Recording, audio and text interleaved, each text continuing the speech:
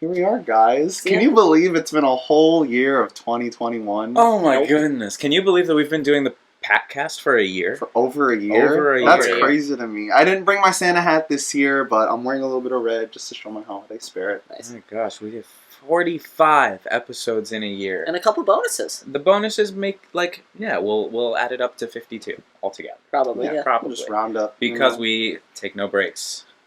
Well, maybe one or two. Actually, we're taking a break. That's the funny part. That's part of housekeeping, I feel like, that is today. part of housekeeping. Hey, everyone. Welcome to the last Packcast of 2021. I'm Jeremy Van Suarez.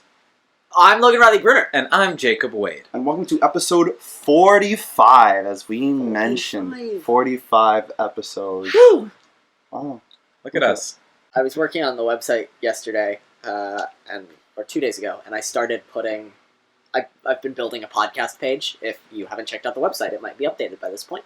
But just looking at each episode, the slow move, and then around episode 21 when we had our first in-person episode, and then all the guests, and then finally getting to this in-person version. It's really cool to see the growth. Yeah, we've grown. Talk about a segue to housekeeping. I guess it's me, right?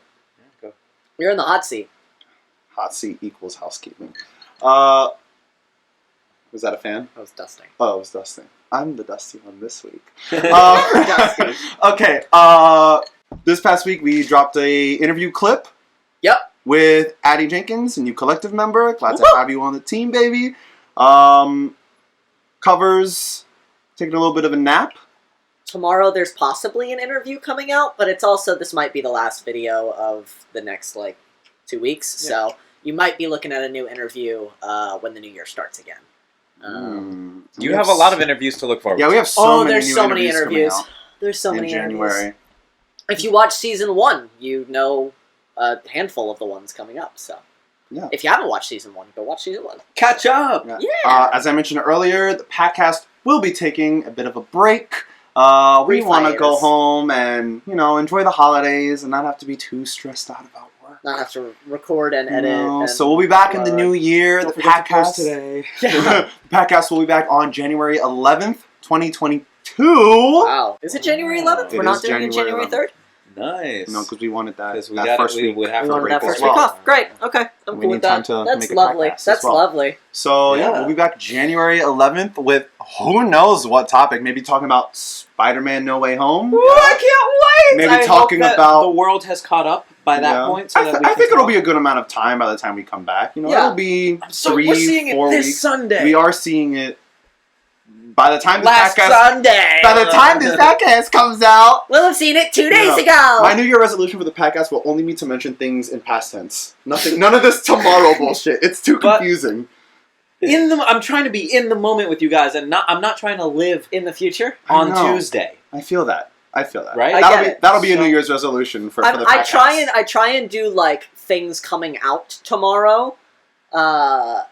When we talk about movies of the week, because I don't want to be coming out on Tuesday and have people be a week from today. No, it's today. We're just recording it on Friday, so I said Tuesday. Yeah, so also, that's why I do it sometimes. Idea, maybe we could just say the date so that when people listen to these, that idea. They can be it's December. I'm listening. If they're big, I like that idea as well. Our listeners don't have to go back and be wait, when was this tomorrow? One released? Is this tomorrow for them or tomorrow for us? The podcast came out? Let's say agreed. I just think that if you're listening back on it, the good thing about the fact that we talk about only the movies coming out this week is, if there's a new podcast, that everything we talk about is already out. Yeah, we're a weekly podcast. Everything's going to be up to date. But as much as possible. If you do binge, then the timeline is a bit... The timeline gets weird. If you're ever watching an episode and you see that there is another episode ahead of it, know that every movie that is being talked about on that episode will have released. These are the things that we think about. Yeah. We like to promote cinema. So, yeah. Yeah, we do. Speaking of cinema or theater... Well, we weren't really speaking of theater. I know. That was a rough transition, Speaking of arts in general... Huh? You mean our entire podcast? Hey, Jacob! That's me. You got to go see a show last night. I did. I got to see the young prodigy, Walter Russell III, as Baby MJ in MJ the Musical on Broadway. MJ has his own musical now. Wow. I am proud of the kid. He danced, sang, acted his butt off. And I'd like to shout out the 16-year-old Michael, also our middle Michael. Mm-hmm. On point embodiment of that character. Love it. And, of course, old Michael is like, he carries the show. I mean, it's like about old. Well, it's about him older. It's about Michael Jackson. He grows up, but then there's a big, focus on like his older years, I guess. All the Michaels are insanely talented. The show's still in previews. It has not opened, so we're still kind of in the, I wouldn't say workshop phase. Lots can change. But a lot can change, and I'm excited to see it once it opens. It's going to get a great reception. It felt like a concert dream. Nice. It was, it was a good time, and everyone is insanely talented up there. And that's all I want to say right now. I'll talk to you guys after the Packcast about details. My full details. I don't want to color it for anyone who might see it. Just a quick question: is it a musical only comprising of Michael Jackson songs, or are there original songs as well? There are other songs in there as well, but it's everything he was a part of. I don't think there are. If there is, there's one. But okay, no, cool. It's Michael Jackson songs. Okay, nice. cool. It's not. I like a good. It's not an original musical. It's not it's like Tina. Book by Lynn Nottage. Beautiful. Shout out Lynn Nottage. Yeah. Because Waitress. Except that wasn't a bio musical. That was a musical with song. That was a jukebox. Yeah. Well, yeah. But I didn't see Waitress. I'm behind on my theater. I think if you're a Michael Jackson fan, you're gonna love this musical. Oh, surely, yeah. Yeah. It does some cool things. Good. It does some cool things. I had a great time. Would you put this show in your favorites of the year? Oh my goodness, what a transition. It's so recent. I haven't seen much theater in 2021 as much as movies, Theater is not as accessible. But it's in my top 3 of the 3 that I experienced. I'm hoping to see some more theater by the end of the year. Well, I experienced more than 3 this year. Pieces of theater. Ooh, you know what? I should really add theater back into my favorites of the year, shouldn't I? Well, we'll talk about it later. Make it quick because we're going to talk about our favorite things that came out this year. Film, television, music, games. We're here to just... Let's start with theater. It's going to be the shortest section. Let's talk about theater for a second. Let's talk about theater. Before I say just what I've seen and what I've enjoyed in theater, my hope is that by the time we get back, I'll have seen To Kill a Mockingbird with Jeff Daniels. Ooh, I'm trying to see that with Mama B. Nice. If the two of us end up seeing that, maybe we'll have a special Mama B guest on. Oh, that'd be cool. I love that. I'm hoping to win these lottery tickets for Assassins. We can go see them. Oh my goodness! How nice would that be? Ethan, I'm trying to see. Such an interesting cast. Company, of course. Oh my god. Company. I want to see. Okay. Lehman Trilogy. Harry Potter parts 1 and 2 combined. It's one show now. Yeah, it's going to be weird. There's a lot of theater. How I Learned to Drive is coming. Yeah. Soon. Yeah. I still haven't seen Slave Play. Neither have I. I want to see it. I need to see Slave Play because Jeremy O'Harris is brilliant. Claws. Is that what it's called? Not Claws. That's the TBS show. New Uzo Aduba show. On Broadway. Off-Broadway. Second Stages. I think is doing it. Shoot. I know it. And I'm going to see it and be so mad at myself. You're going to be like, claws. Hands. Fingernails. Clydes. Clydes. I remembered, as I'm reaching it and I'm making sure that I got it right, I was like... Just had those middle letters. Clydes. Yeah. New off-Broadway show. Which I've heard from a lot of people is really, really, really good. Yeah. Okay. There's a lot of good theater this year. Yeah. Let's talk about some of the stuff we saw. Okay. Yeah. I saw... The things I saw. I saw Chicken and Biscuits on Broadway. Yes. Which was great. Made Made me a Michael Urie fan. Oh, yeah.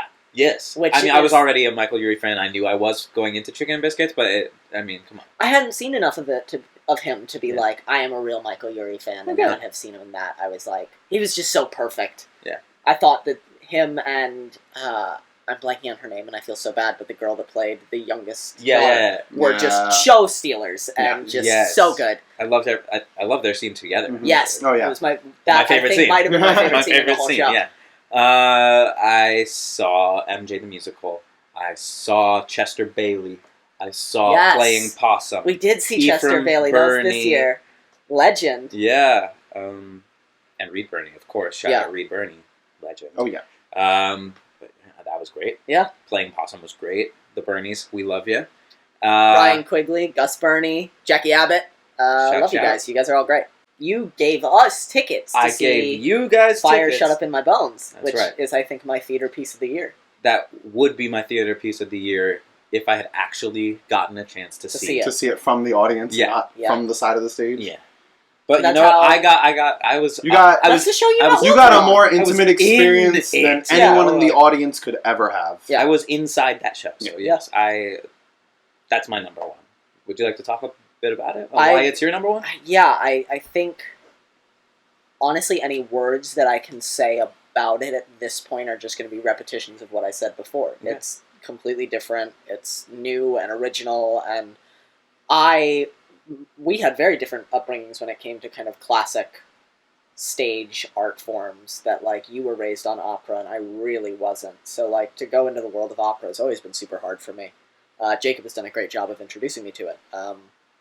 But Fire was the first time that I sat through a whole opera and got to the end and was like, wow. There wasn't a single moment that I was like, oh, okay.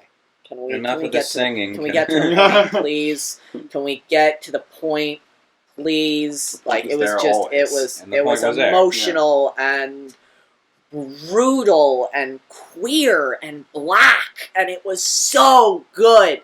I've never seen anything like that on a Met stage or on a Broadway stage, and I want more of it. That's incredible. It's going so to much Chicago. More of it. Nice. Oh my gosh. So if you're in Chicago, it's going to be incredible. Catch it. Rumor, if you're watching our podcast, go see the show when it comes. Well, speaking of black and queer and beautiful, I absolutely loved Chicken and Biscuits. Yeah. It was my first show back post-COVID, and just...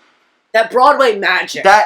I felt that Broadway magic there. Yeah, the audience was into it. There was audience participation, even though it's not like encouraged directly written to the show. Like, the audience was like there, and we were all like on stage. It kind of felt like we were in the church. In emotion. We were in the church. We were there receiving the sermon from Norm, and we were there getting upset with the mother and her sisters. Mm-hmm. It was just. It felt. We were so sneaking good. Away with the daughter and the boyfriend. It felt so good outside, to be welcomed back to Broadway. Kind of like under weird. It's very like reflective We've of all like got masks of our life. Everywhere. Like, we were welcomed back to Broadway under these like weird and kind of tragic circumstances, but we were able to make the best of it and just have so much fun with it. Absolutely enjoyed Chicken and Biscuits so much. Yeah. That's definitely my favorite theater piece of the year. I love going to theater and having a drink in your hand and being like, I'm enjoying this even more now. Yes. Yeah, I think I had a train of thought and it just vanished. Oh yes, that's where I was going to go with it. Jeremy O'Harris and Slave Play have done a very interesting thing, which I think you kind of touched on with Chicken and Biscuits, the idea of like what is appropriate for Broadway audiences and what is inappropriate, that a lot of shows kind of have their own rules at this point. Mm-hmm. So Slave Play on their site has like, what are the etiquette expectations for when you come in? What can you wear? Like, so that people who are maybe seeing Broadway for the first time, this is maybe... There are a lot of shows this season that I think might be people's first encounter with Broadway. Post being locked up, they're like, gosh, I gotta go out and do go to things. Broadway, and oh my gosh, people who look like me on stage. Mm-hmm. It's not just, and look, I love classic musicals. It's not just Phantom of the Opera. Yeah, it's not a revival. It's new things. It's new, it's fresh, it's got something to say, and so I think to be putting on sites, and even I think in lobbies of theaters, like, these are the expectations for this show. Yeah. That you you're not are gonna be, encouraged You're to not going to be hooting and hollering and doing spiritual dances in Slave Play. No, you're not going to be doing that. Just like Straight White Men. You're not going to be getting involved in a show in the way that Straight White Men kind of got you involved in. Or if you go see a show like Band's Visit, that's a very different vibe to a show. Like, I think allowing audiences to really know, like, what is the show you're going to see? What is the expectation of you? And what is a way to bring people in and not make them feel like they're entering a space where they're not welcomed. Where they're entering a space that it's like, well, I don't have a $3,000 suit, and, like, I'm coming in my jeans and a nice, like, shirt. Am I welcome here? Yeah. You know? I think theater being more inclusive. Less gatekeeping this year. Yeah, less gatekeeping this year, seriously. Yeah. Right. Well, and in 2022. Yeah. Movies? Movies. Can we talk about movies? I'm happy to talk about movies. Okay. Let's just list top 3 and we can discuss. I don't even know that I can do top 3. I can do ones that I loved.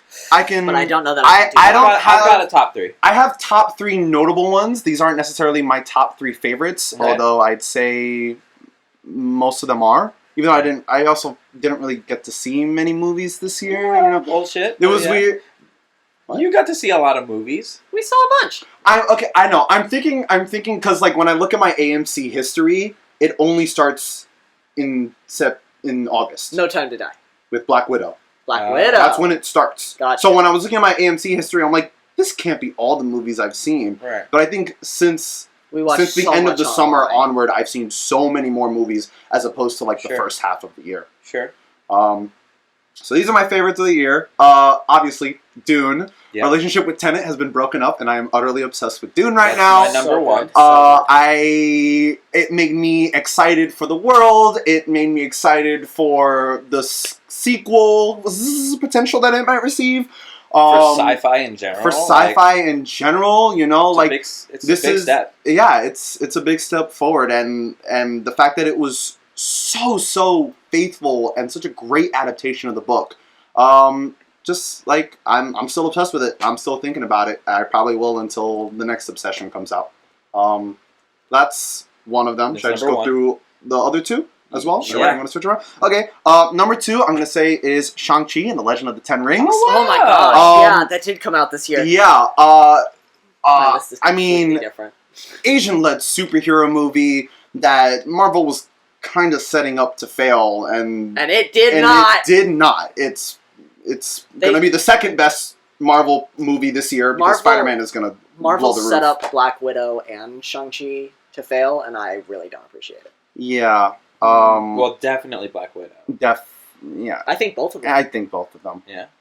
I feel like they had even less faith in Shang-Chi. But I'm here to highlight it's so good. Good. Go see it. Shang-Chi just has great, like, character development, and, like, even though, like, we've seen superheroes done again and again, it's just so nice to see kind of a new spin on, like, a hero that we don't really know about. Fight choreo is absolutely incredible. For my third movie of the year, I want to give a big shout out to Hideki Anno for finally finishing the Evangelion series. Evangelion 3.0 plus 1.0, Thrice Upon a Time, finally came out. It is the end-all, be-all to Evangelion. It is truly the end, and it ends on a happy note, which is very reminiscent. It's interesting, Hideki Anno's relationship with the show and how it's kind of been a way for him to work through his, like, depression and, like, his overwhelming emotions. And so for this to end, for the whole series to end on just, like, such a big, like, handful of hope, it really resonated with me. Good. So big shout out to Evangelion 3+1. Love that.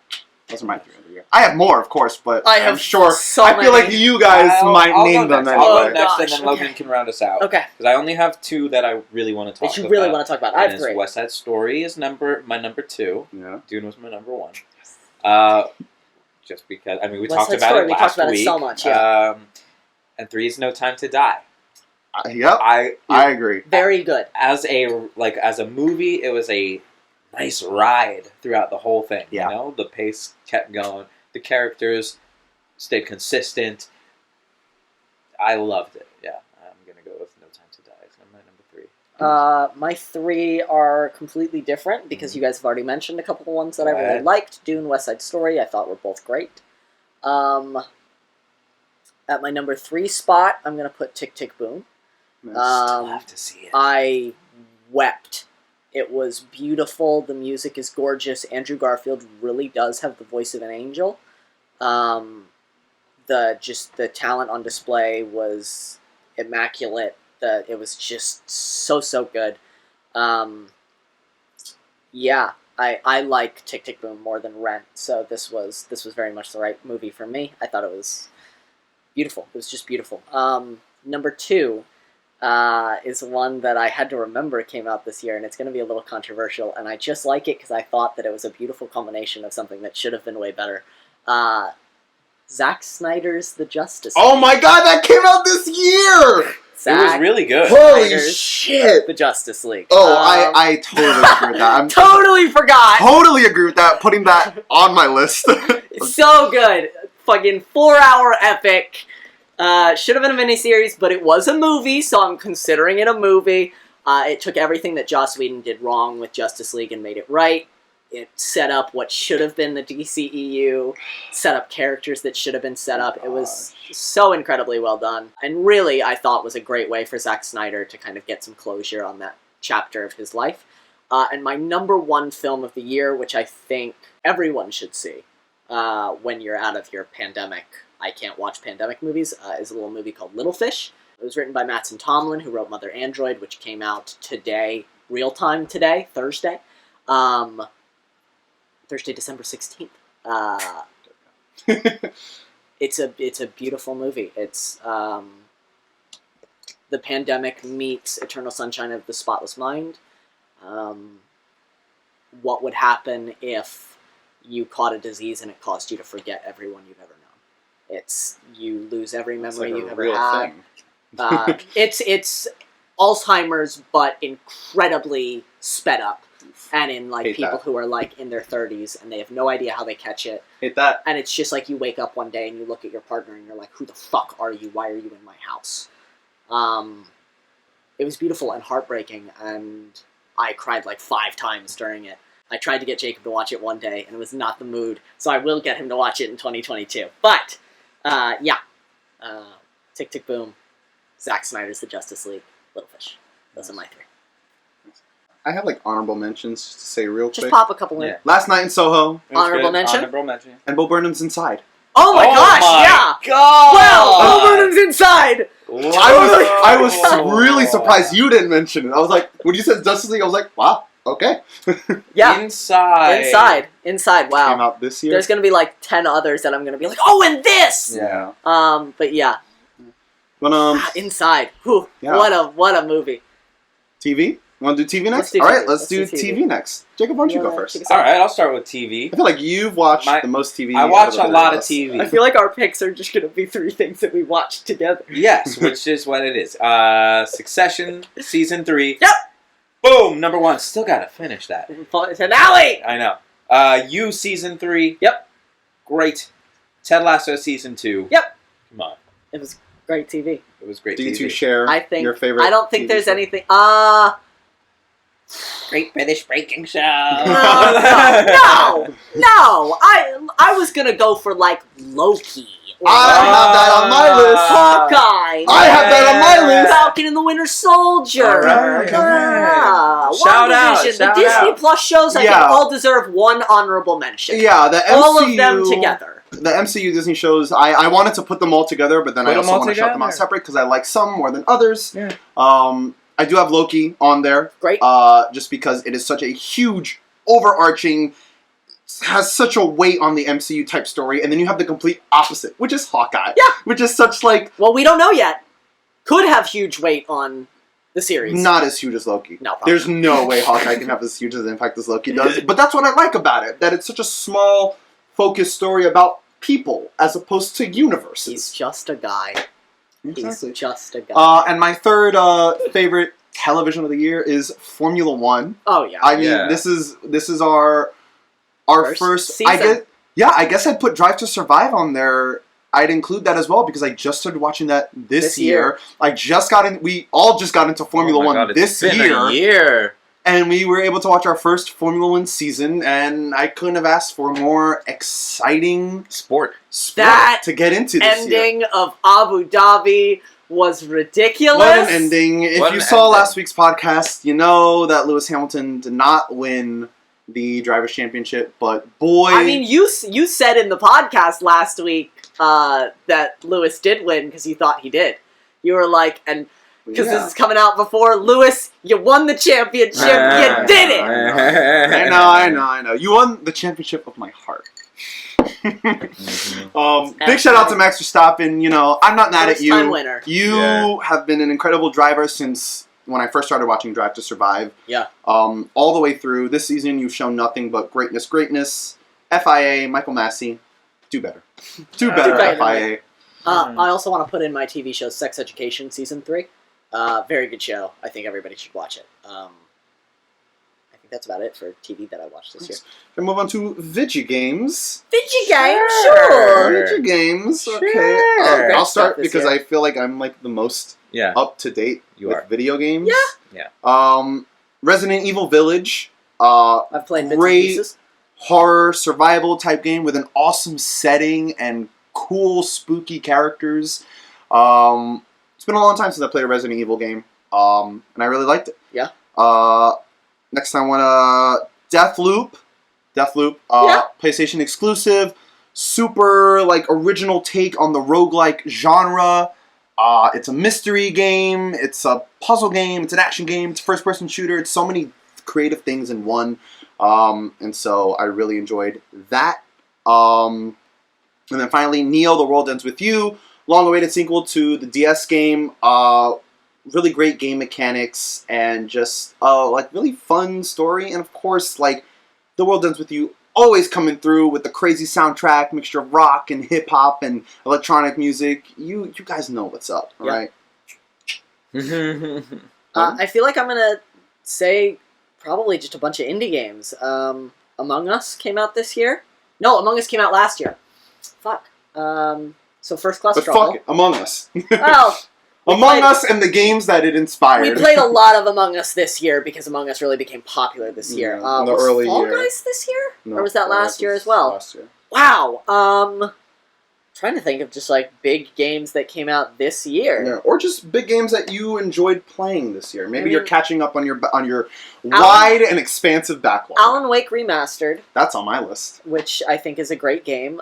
Came out years ago, but playing back through it again, it still holds up. Well, Remastered just came out this year. So it's a fair thing to put in. I do want to say, if you've watched any reviews and they talk about how the game hasn't been updated in good ways or IGN. it's missing mechanics, I would strongly disagree. I think that maybe the people that say those things just don't like survival horror games. Anyway, I'm playing Catherine Full Body, which I know came out like 2 or 3 years ago, but I've loved it. It's been one of my games this year that I've just really fallen in love with. Jacob did not like it when we showed it to him, but it's not his style. I played a lot of Binding of Isaac this year. Yes, you Before I stopped, I played a ton of Apex Legends. Still playing Control, because that's just a really good game. I think Remedy is just a really good company. Oh yeah, for sure. They have nothing but games. hits. Quantic Dream was kind of Break. a miss. We always say Fuck! Always say Drake. Because Quantic Dream is the company! Quantic Break is the game! Dead by Daylight I played a lot of this year.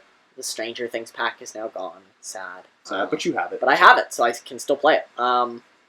If anybody sees a Demigorgon pop up in game, they're going to be like, I thought these were gone! Mm-hmm. Yeah, so that's...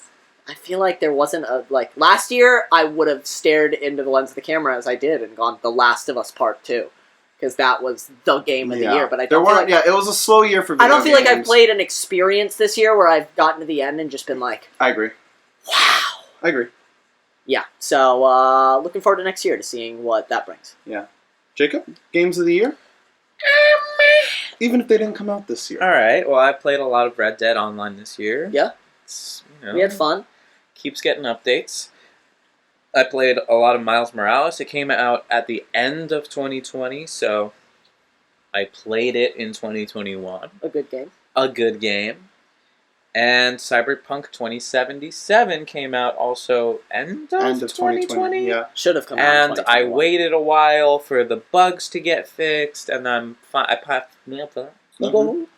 popped that sucker in. Nice. And I'm enjoying it. The way that I'm playing now, I don't know if I told you. I don't think so. I am going around Watson, just Watson, clearing the area. Pop up. Clearing my map of its distractions in Watson specifically, because it's like the lowest level stuff. Area. So I'm like Get through it. Getting all. the XP, Level up. Yeah, that's smart. And then, I'm going to go to Westbrook next. Make your way through. Make my way through. Yeah. Nice. Yeah, video games were fun this year, but I don't feel like anything new came out that I was like. Well, with the chip shortage, not a lot of people being able to get their hands on next gen consoles, and just like COVID delays, these next 2 years of gaming are looking to be really, really hype. Psychonauts 2 came out finally. Yeah, we still have to play that. Yeah, I still have to beat the first Psychonauts 1. Yeah. Fingers crossed. Fingers crossed. Game's coming out soon. Will be good. And finally, the music that came out this year. A lot of interesting music this year. Yeah, I know. Yeah, I have a playlist of all the albums that I added to my library that came out this year, and it's always interesting looking back. 'Cause I'm like, wow, a lot of artists dropped this year. Yeah, I feel like I so rarely listen to like anything super indie unless you send it to me. So most of the things that are like my music of the year, we talked about last week on the Grammys cast. It's Montero. It's Doja Cat's album. It's Sour. It's like I think the one thing that I want to mention, because I want to just make sure that it actually came out this year. Just say it.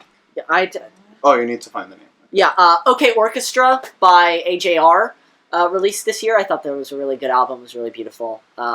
Jack, feel better, buddy. I hope you guys can get back on tour soon. Yeah, Jack caught COVID. So I hope you feel better, dude. Recover quickly. AJR, for those that don't know, is a band of 3 brothers, Alex, Jack, and Ryan. They're really great. Jack and me grew up together, so I'm always really proud of what they're doing. And I think OK Orchestra was a really great COVID album that didn't feel like a COVID album. So go take a listen to that if you haven't. But I'm going to leave the music section to you guys, like I did with the one podcast where I missed that all you guys talked about was music. music? Yeah. All right. I already know one album that's going to be on your list. Sob Rock by John Mayer was number 1. Numero uno. You know me. Yeah. Number 2 is Star-Crossed by Casey Musgraves. Great album. Great album. Number 3, CTV3. Oh my god, I forgot that came out this year. Oh, both versions came out this year?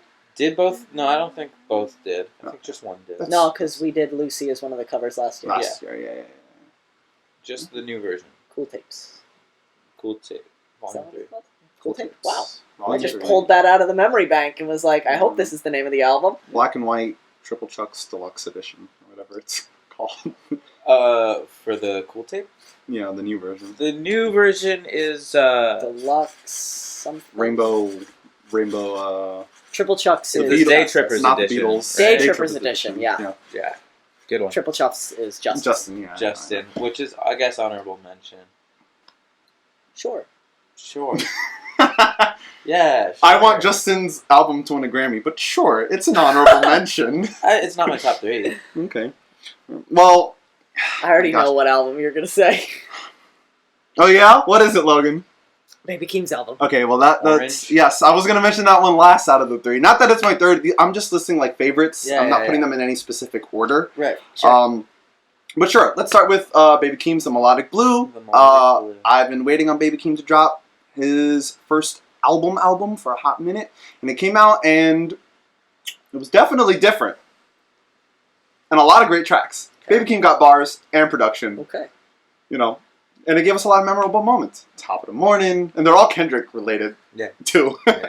Next album I want to mention is An Evening with Silk Sonic by Silk Sonic. Oh my gosh, I gotta remember that. Gosh, leave the door open, smoking out the window.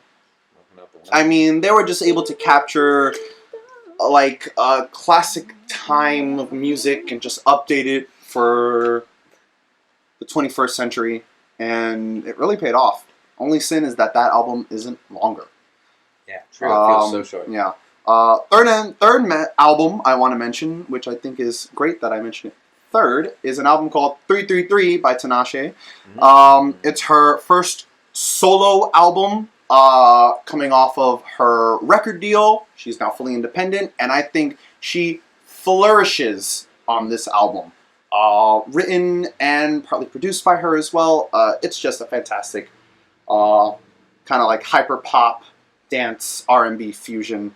It's a great time. listen to it if you haven't gotten the chance. Can I quickly pop through a couple that we definitely forgot, but... I mean, I have honorable mentions. Yeah, go through. As well. Yeah, honorable mentions. Roadrunner. Brockhampton. Yes, that was one of the ones I was going to mention. Inside Bo Burnham. Inside Bo Burnham. Bo Burnham. 2.5. Amine. Yeah. Oh, so good. Sometimes I Might Be Introvert. Little Sims. Donda. Kanye West. Donda. Come on. And Friends That Break Your Heart by James Blake. I was going to mention Friends That Break Your Heart. Sorry, I'm just flipping through all the music that I added this year, and quite a lot of it is old. Clouds by NF, I thought was a great album. More an EP than an album, but definitely good. It's his Music for the Spheres. in between. Music Music for the Spheres by Coldplay. Super great. Of course, the Doja Cat album, Planet Her. Yep, which we talked about. Just leave it at that. Yeah, Scout by Samia, the EP. Oh, sad. Very, very good. Oh. Lately I Feel Everything by Willow. Oh yes, that was a really that was an album I listened to a lot over the summer. Really good. And then It's too short again, too. I like longer albums. longer albums. And But not too long. Like Donda's too long for me. House is Burning, Isaiah Rashad. Yes, the house. Asinine by Tech Nine. And then the final thing that I want to shout out is this year, finally, after like 15 years of begging, we got the Brie Larson version of Black Sheep from Scott Pilgrim vs. the World. I listened to that nonstop. So that's my like music shout out. And I also want to mention Casualty, the EP by AFK. You boys are killing it out there. You better work. Gosh, is that all our favorites? I think so. Wow. Wow. If I think of anything else that I want to just like randomly throw in there, I will. But What are your favorites of the year? Comment Put below. them down below, baby. I would love to know. Do you tell agree? us what to watch. Yeah, Do you not agree? Come on. Discourse, baby. we need more stuff to watch. Not really. We have way too much stuff to watch. Oh yeah, and that's made apparent by the movies coming out this week or the next 2 or 3 or 4 weeks. I don't know. I got to do the next 2 weeks because we're taking quite a lot of time off. I'm actually probably still going to miss some stuff, so I'll probably have to catch a few things up when we get back. But I'm going to try and fly through this because I already know we've gone quite long. Things that have arrived on services that you can now watch that we've already talked about. Being the Ricardos from Packcast 43 arrives on Amazon Prime Today. the 21st of December. December 21st. The Tender Bar, Packcast 44, and Licorice Pizza, Packcast 42, are both getting expansions on the 24th. They'll be going to more theaters. They were limited. Okay, I thought you meant like director's cut. Oh my gosh, that'd be extended edition. Extended edition of the Tender Bar. No, so you can see them in more places. Encanto from Packcast 42, also on the 24th. Arrives on Disney+. Plus. That was a really quick turnaround. Don't Look Up arrives on Netflix the same day. And then The Lost Daughter from Packcast 44 is coming to Netflix on the 31st, so keep an eye out for that. Speaking of Netflix, our first new release of the week comes courtesy of Mexico and arrived on the streaming platform today in terms of when you're watching it, so the 21st, I believe. Yes, the 21st. Grumpy Christmas features the reunion of director Raul Martinez and actor Hector Bonilla. The two last met with the same character in the 2016 film The Patriarch. This sequel looks to pick up with the same family going away for Christmas. The Spanish-language holiday film. I am not really a Christmas family has to try and get along, but they can't because they're all fighting with each other movie guy. There have been a lot of the Dinner for Schmucks, kind of that realm of film. They're not really for me, but don't let that stop you from seeing it. It looks super charming. Dinner for Schmucks is not a Christmas family. I'm not a Christmas family, but like family tries to get along and is incapable of it. Is it? I haven't seen Dinner for Schmucks in such a long time. It's like Thanksgiving time. But... Holiday. Yeah. Anyway. When you said Grumpy Christmas, I thought it was another Grumpy Cat movie. No. And I was like, wow, another one. Oh, we're getting more Grumpy Cat. But didn't Grumpy Cat pass away? I thought there was a whole thing. Think so. Maybe. Rest in peace, Grumpy Cat. Grumpy Cat. Next up, we have a film that I'm incredibly excited for. 18 years in the making, director Lana Wachowski is returning to the franchise that launched her and her sister's career. The Matrix Resurrection is finally here. Teaming up with Cloud Atlas novelist David Mitchell. What? They teamed up with David Mitchell? Fellow Sense8 writer Alexander Hammond. Lana's picking up with Neo back in the Matrix. Somehow. Oh, I have theories. I'm trying to not make too many predictions about where we go from there. Good for you. But if you're a Matrix fan, you know that's nearly impossible. The franchise has been picked apart, discussed from every angle, pushed, prodded for very good reason.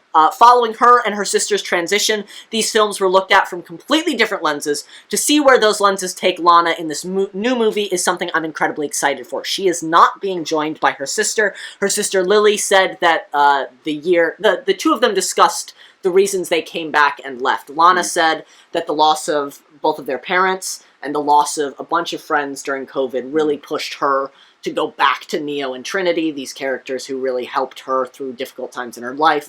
And Lily said that all of that loss, to go back to something that happened before she transitioned, was not something that she ever wanted to go through again. So she's staying away. Lana has returned. Fellow Collective members Sornauf Gray and Addie Jenkins actually showed Jacob and I this snippet from a really long video essay about the entire series as a whole, which I'm going to link below. It's a super interesting video, so you might want to watch that. But we also might need to have them on to discuss the entire franchise. I mean, I would love to have them on as guests for... like a Matrix cast. Yes. Our Spider-Man. Maybe we can all come together for a Spider-Man Matrix cast. Spider-Man Matrix cast? Yeah, we're thinking about maybe doing spoiler cast separate from podcast in the new year. So if that's something you're interested in, let us know. We've started to feel like doing the spoiler cast as a part of the podcast might take away the opportunity of some people to listen to us. So, yeah, we're looking into that. Yeah, I'm very interested to see this franchise's conclusion? Remake? Whatever? Restart? Reset? Continuation. New movement? Yeah, continuation. I'm so ready for this. Next up in the world of the action franchise, we have The King's Man, directed by longtime franchise leader Matthew Vaughn, and co-written by Karl Godezek, known for showrunning Season 1 of Stranger Things and the Tom Cruise movie Oblivion. This film looks to throw the series back to its roots with a prequel showcasing the founding of The King's Man. If the other two are any indication of how this is, it's going to be a wild ride. I've been hearing mixed things about it, but if you're a fan of the other two, you're going to like it. If you're a fan of the ridiculous, over-the-top action, I'm sure you're going to love it. For critics, I can understand why it's not everybody's cup of tea. Why it's not a great film. It's not. But you know what? It's probably fun. Cinema. Yeah, it's probably fun. From the world of action to the world of family drama, from director Pedro Almodovar comes Parallel Mothers. The description of the movie on IMDb said it was about two mothers who give birth on the same day, but it looks like it's so much more than that. Penelope Cruz looks to give a beautiful performance as a new working mother in a family very much falling apart. I am super interested in this. The director has said that Penelope Cruz is like his muse recently. She's the actress that he adores to work with. I mean, so she's a great actress. She's incredible, so I'm super excited to see kind of the relationships and the tension. I think this is going to be a really good movie. Okay. From Spain to India, we have 83. From director Kabir Khan comes the story of an underdog victory of India's Cricket World Cup team. I am not a cricket watcher, but I also wasn't an F1 watcher before Drive to Survive, so who knows? Maybe this movie will get me into the sport. Either way, it seems like an uplifting, inspiring time for your holiday season. And sticking in the world of inspirational underdog sports, we have American Underdog, which tells the story of NFL quarterback Kurt Warner, his journey from stocking shelves to winning the Super Bowl, starring Zachary Levi as the quarterback and directed by Andrew and John Irwin. I think both these movies have their own built-in draw, and it's really dependent on personal taste to what you're going to want to see. I'm probably going to see American Underdog. Kurt Warner was a quarterback that I watching the Seahawks with my dad because he was on the Arizona Cardinals, originally played for the St. Louis Rams. Yeah, inspiring story about a guy who didn't necessarily take the proper path to join the NFL. So whether you're a cricket fan or a football fan, there's something for you. There's something for you, definitely. Holiday season! So we're going to stick with inspirational, but this time we're going to get emotional for a little bit. A Journal for Jordan tells the story of Sergeant Charles Monroe King, who writes a journal to his son, teaching him how to live a good life despite growing up without a father. An already emotional story. What ups the ante even more is the fact that the story is based off the memoir From Father to Son, Last Words to Live By King's widow, Dana Kennedy, written by Virgil Williams and directed by Denzel frickin' Washington. Wow. This is going to be a roller coaster of tears. Oh, yeah. This is an Oscar movie if I have ever seen I watched one. the trailer and I was like, you're not making it. No. Clearly. I mean, the memoir is about the fact that he didn't make it. But yeah, it's going to be a touching, emotional film. I love that they've kind of tried to hide the fact that Michael B. Jordan is going to die in the trailers, but they've also, in every promotional material, been like, this is a movie about a father who writes a journal for his son for when he dies. Goes to war. Yeah, it's like, okay. I wonder how this is going to end up. Yeah. Huh. Sticking with Denzel for a minute, we have a movie that I heard about and freaked out. Based on my favorite Shakespeare play, The Tragedy of Macbeth, written and directed by icon Joel Coen, featuring Frances McDormand as Lady Macbeth. It looks artsy, full of amazing actors, so my ass will be in a seat next week. Yeah, that looks like it's going to be seeing that trailer in Dolby Theater, like, really got... I was already excited, but it really got me excited. This way comes. Dudley Dursley's in this movie. He's been doing some great stuff. Wait, did Queen's Gambit come out this year? Or was that last year? No, because it's not nominated. 2020. 2020, okay. Yeah. I was like... It was already nominated and already won awards. So yeah, the actor was also in Queen's Gambit. That's why my brain... Yes. Oh, yeah, he was. He was Harry... Potter. Harry Melding, I think. Melling? Harry Melling. I'm pulling it off the top of my head, so I'm probably wrong. Since we're off for a week, I've got to quickly touch on a couple things that are coming out at the end of this year. We might have to go back and get a couple things that come out at the start of next year when we come back. So apologies for that in advance, but I wanted to make sure that I got these out. Starting off, we're sending it back to sports for a second, one that I think, Jacob, you might like because you're a Moises Arias fan. Jockey is the story of an aging jockey played by Clifton Collins Jr. who starts working with a rookie as his body falls apart. It looks intense, emotional. I love a good horse racing story. I was so into Seabiscuit and Secretariat, so let's do this thing. It's going to be a really fun time. Sticking with things that I think, Jacob, you might like, transitioning to one I find interesting. Jacob and I have an experience with the play Cyrano, which is now being adapted into a movie. We did it our junior year of high school. This version looks very different because I think it's a musical. Being directed by Joe Wright, who's known for the incredible 2005 production film, Pride and Prejudice, written by Erica Schmidt, who's married to star Peter Dinklage. This movie's going to be really interesting. I hope it's just as beautiful as I expect it to be. It looks really pretty. I'm in love with the 2005 Pride and Prejudice. I think it's incredible. Matthew McFadden and Keira Knightley are stars. So I'm super intrigued by this. And knowing that Peter Dinklage's wife wrote it, it makes me think that there's going to be a lot of really unique stuff to him and his kind of journey through the world. Yeah. Shifting to espionage for a quick moment, we have Munich, The Edge of War. George Mackay of 1917 fame stars as British diplomat tasked with figuring out the secrets of the German government in the lead-up to World War II. Directed by German director Christian Shovkov and written by Deputy Artistic Director of the National Theatre Ben Power. If you're into spy movies, this one is definitely for you. In terms of movies coming out this week, specifically movies, that's about it. That's where we draw the line. There are two interesting things coming out. The Book of Boba Fett comes out at the very end of this year. We're going back into the world of Star Wars, baby! I'm hoping it's as good as The Mandalorian Seasons 1 and 2. Me too. And then we have Harry Potter: The Return to Hogwarts, which is a 20-year kind of retrospective following the anniversary of the first movie.